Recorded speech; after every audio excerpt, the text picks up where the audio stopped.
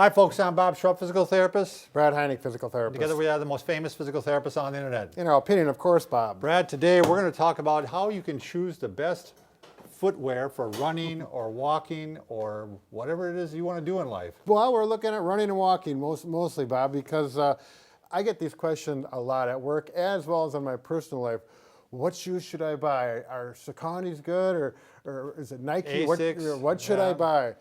And my answer is, everyone's different. You need to go in and you need to get the right shoe for you. Apparently everybody says these names differently too. Isn't it Saucony? Or Yeah, exactly. And I'm not, we can have some comments on that. Nikki and Nike. Right. And by the way, Brad, I see a couple new subscribers out there. Well, hopefully they're going to be subscribers. Yeah. Some new viewers. Please take a second to subscribe to us if you can.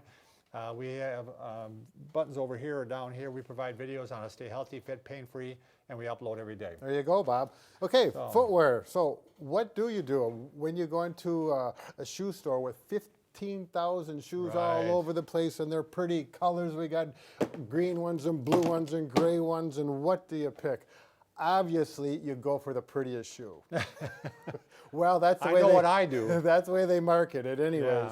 Yeah. But no, you really need to find a good salesperson that really knows their shoes. But even more importantly, watch this video because they're going to give you some basic information on just how to get started. And the first thing to do is look at your foot.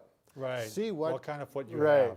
Okay. In the therapy world, we call it, you can be flat-footed or pronator. That's the medical term. A neutral, normal, or just average right arch. In the middle. And then there's a high arch or a supinator. Right. So we're going to look at that right now. Now, as you notice at the beginning of the... put this down, Brad, or not? Yep, we're going. Good idea. Thank you. Now, I happen to be a kind of an average, middle-of-the-road arch. Average Joe. Are you in on this? Okay. Lonnie's in. So you put your foot down on the floor, and then you're going to have to get down and look at it a little bit close. And it's not so important that you just put your foot down and look at the arch, which is right here. But you need to put weight on it. Right, because it can, even people who have flat feet, a lot of times if they put their foot up there, they have a good arch. Right. It's once they put weight on it. Now watch my arch when I put weight on it. See how it collapses? Yeah. It collapses right there, and you can see how if I roll a little bit, it even collapses more. I'm exaggerating this a little bit so you can see. Now some people's, when they collapse, this part right here will go right to the floor. Yeah, the navicular bone here goes right down. Exactly. So you see, I got pretty good room right here now to put my fingers in, 2 fingers even, and then collapse, Brad, and all of a sudden now I'm down to 1 finger. Right. Now let's look at Bob's because he's got a high arch. I'm on the other end here. He would technically be a supinator. You can see a really definite arch right here. And I'll put some weight on there, Bob. And it collapses a little bit, but I can still easily get 2 fingers in there. He's got a high arch. Yeah, and that was your starting point, was 2 fingers. Right. And so that's my ending point. Yep. So now what you need to remember with this is a supinator, some of the high arch, they have a rigid foot, like Bob does. When he puts weight on it, it's rigid. Everything is very tight, all the ligaments, the tendons. So it's not a good shock absorber. Right, so exactly. I need a shoe that's going to be more of a shock absorber for me. And that's where we get into this. Right. If you have an average arch, and the majority of people are going to be a foot like mine, then you need to find a shoe kind of in the middle. Right. And they'll call it a stability shoe, depending on the manufacturer and which store you go to, which is changing in the last few years. You're the best case scenario, by the way, because you're spreading the forces out on the foot like you want them to be spread out. Right, exactly. And then if you're a flat-footed person, where your foot flattens right out, your foot is spongy, it's soft, it does not have a lot of rigidity, and you need to make up that rigidity with the shoe. Okay, so keep those 3 categories in mind. The other really important thing is, now I'm a good case of this, is the width of the shoe. Sure. I have a wide foot. There's many, like Nikes, I can hardly find a Nike that fits me. They don't have really wide shoes. Maybe they do now, but I've just found I usually use New Balance or Asics, but I'll wear any shoe if it fits right. Those are just the ones, and once you find a shoe that fits, you try to stick with it. Well, then they change the model. Right. But the width of the shoe, that's called the toe box.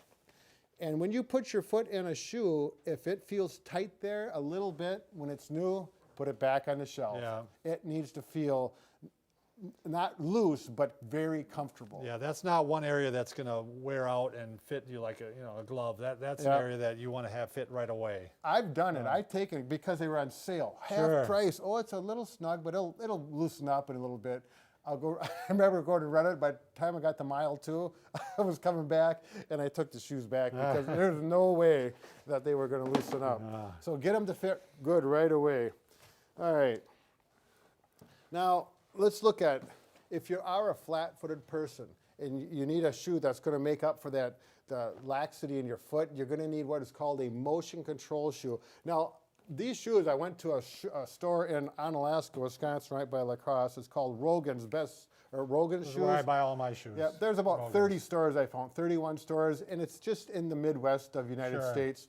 So you're going to have to go, if you're not from this area, and many of you aren't, find a good shoe store, and they There's have a a lot of chart. choices, Yeah, yeah. they have a chart that they put around in their store, and they categorize their shoe from a motion control, and then how the shoe loosens up in its fit down to a neutral foot. So you can look at this chart in the store, go to the box, and look on the box, and it gives you some general idea. Is this shoe close to what it's going to fit for me or not? These things are available. Now, I wanted to get back to the motion control shoe. Now, Lonnie, I want you to look at this. There's not going to be a lot of people who need this shoe. If you look at it close, you're zoomed in. Look at right here, how thick and dense this is. The cushion. Yeah, there's no softness there. Right. That's hard support. The sole is gray. That means that cushion is hard. If you try to dig your fingernail in it, it's hard. Now, if you take this shoe, which is white, And which one is this now, Brad?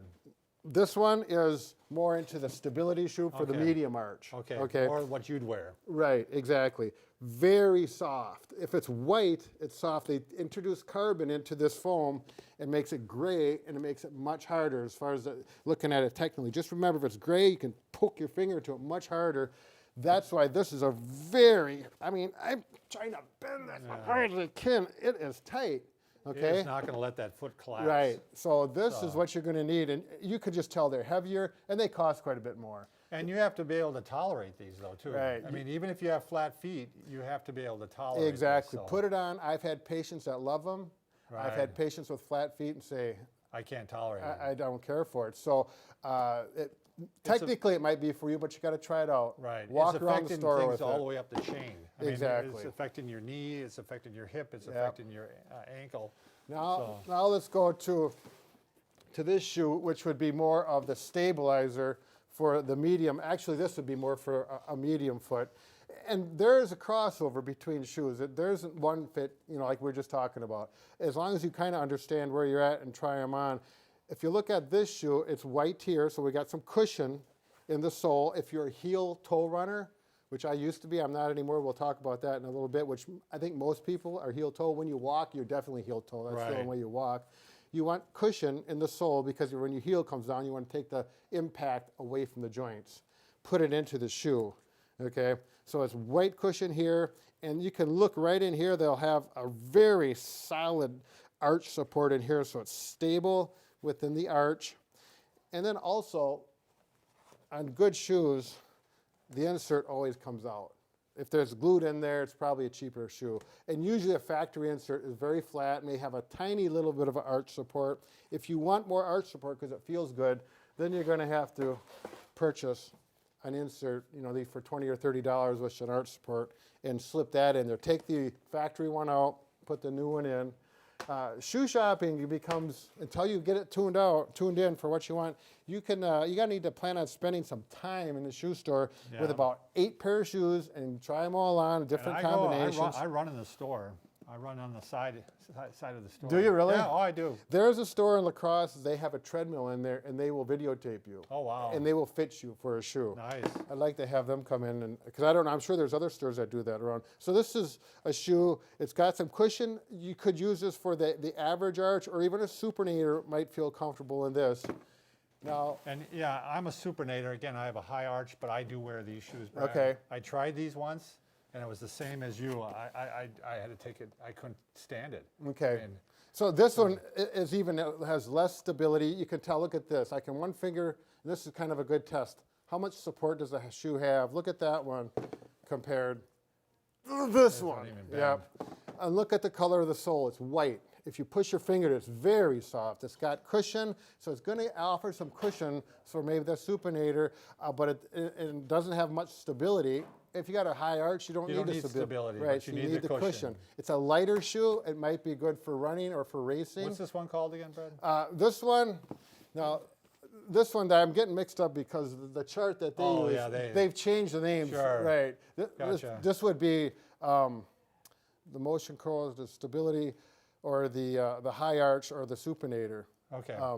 Is what this Again, is for. you really don't even need to know the names so much as that you just need to know what kind of, are you looking for soft, average, or, very stiff? Right, depending basically. on the arch. Yeah. Like I said, different stores will have different names. Right. Motion control is pretty standardized. Yep. I do For want the to talk flat feet. about people that like to forefoot run. Barefoot runners always run, and they land on their forefoot. They don't heel toe, because you'll really beat up your heel and your joints, and you're on your forefoot. But there's a lot of runners and faster runners. The books that I've read on people who run fast, including marathon runners, they're running on their forefoot. So I started doing it. And so did I. And I really do think there's less injury potential. Yeah. And I think you can extend the life of your running. And for that, you can get away with this is my shoe that I run with. I've had it for a couple of years. New Balance made it, and now they quit making these. So I'm trying to find one that matches. It's very flimsy, it's very light, and I run on my 4 feet, and that's all I need. I don't need any cushion on my heel because it never touches the ground. My calves muscles took a while to get, about 2 or 3 years of training before I could really feel comfortable. Your calves are going to feel a lot more on that type of style running. You're going to you notice they get sore. But look how flimsy these are. There's not much between you and the I road. found that I can use a shoe longer when I'm a 4-foot runner. Sure. It just, because I don't really need as much support because the forces are being dispersed through my foot.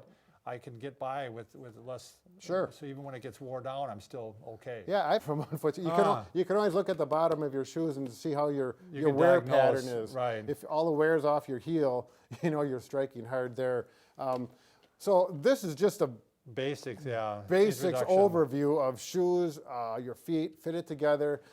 Take your time with it. Go to the store. Find a good sales rep. If they're always talking about colors and styles, find one that's talking about arch supports. And then when you find one, keep bringing that one back in, and they'll try to match you up with one that's similar. Right, That's exactly. what I always do. So, like they say on Forrest Gump, take good care of your feet. They do? Yeah, remember that movie? No. Yeah, Oh, I remember the movie. I don't remember the line. Yeah. All right, thanks for watching.